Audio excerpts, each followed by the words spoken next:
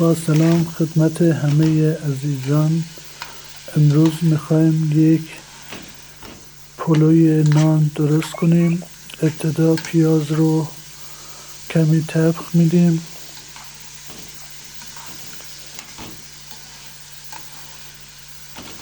بعد از اینکه رنگ پیاز عوض شد اونو کنار میذاریم. یک غذای خوشمزه خانگی با کمترین هزینه و کمترین مواد.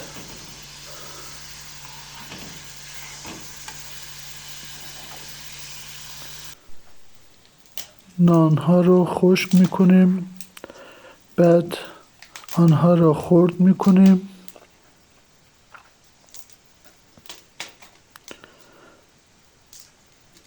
بعد از اینکه نانها را خرد کردیم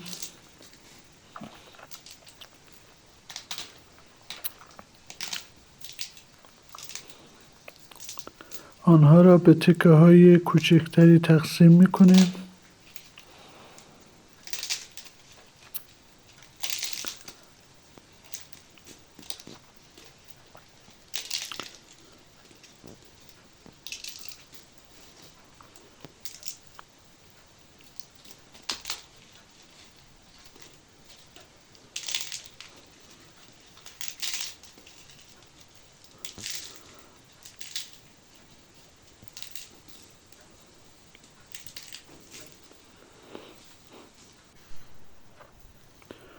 بعد یک لیوان شیر به آن اضافه میکنیم و آنها را با همدیگر خوب مخلوط میکنیم.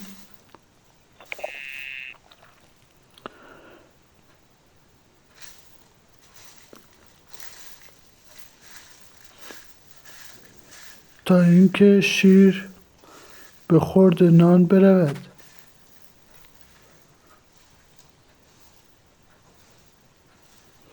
عزیزان توجه داشته باشند،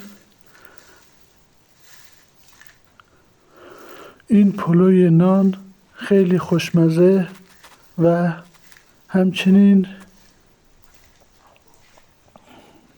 با کمترین هزینه میتوان آن را درست کرد. از دوستان عزیزی که وارد فیلم میشوند تقاضا داریم کانال من رو سابسکرایب کنند، مشترک شوند، لایک و کامنت بذارند. مرسی که تا انتها نگاه میکنید. در ظرف دیگری روغن میریزیم.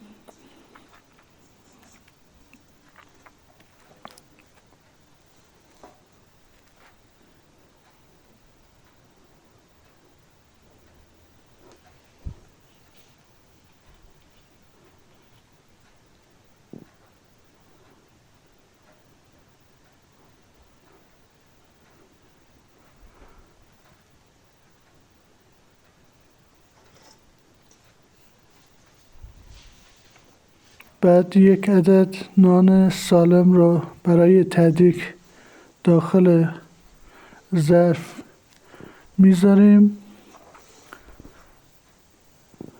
بعد نانها رو به آن اضافه میکنیم.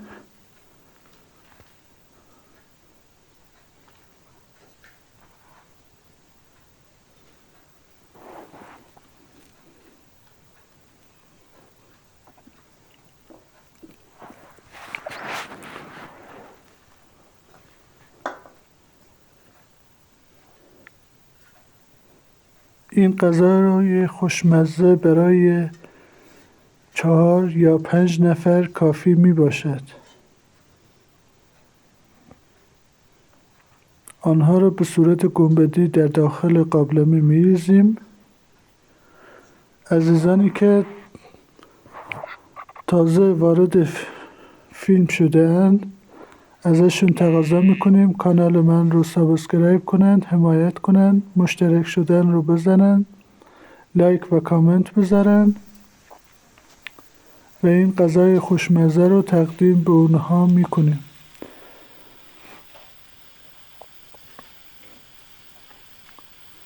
قابلمه رو بالای اجاق میذاریم، درشو میبندیم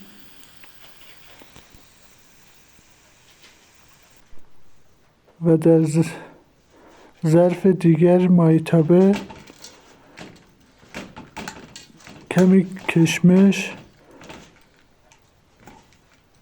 رو طبق میدیم.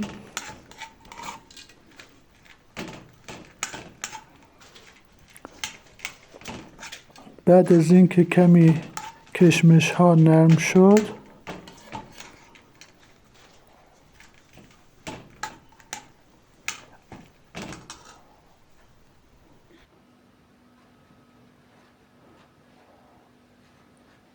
کنجد سفید به آن اضافه میکنیم.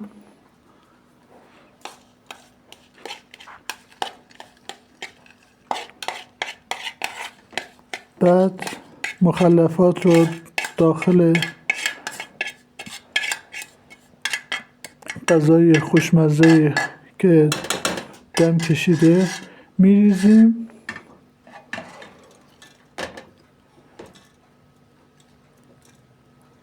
کمی آن رو هم میزنیم.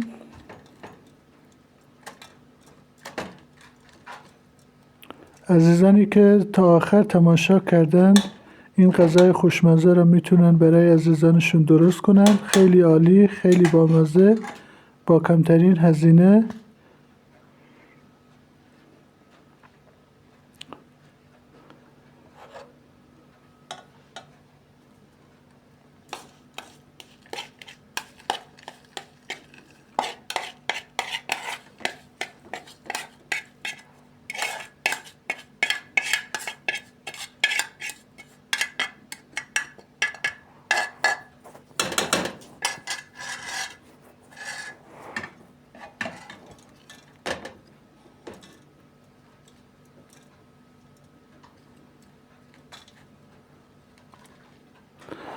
از عزیزان خواهشمندیم که کانال من رو سابسکرایب کنند، مشترک شوند، لایک و کامنت بذارند و این غذای خوشمزه رو درست کنند و برای عزیزانشون سرو کنند.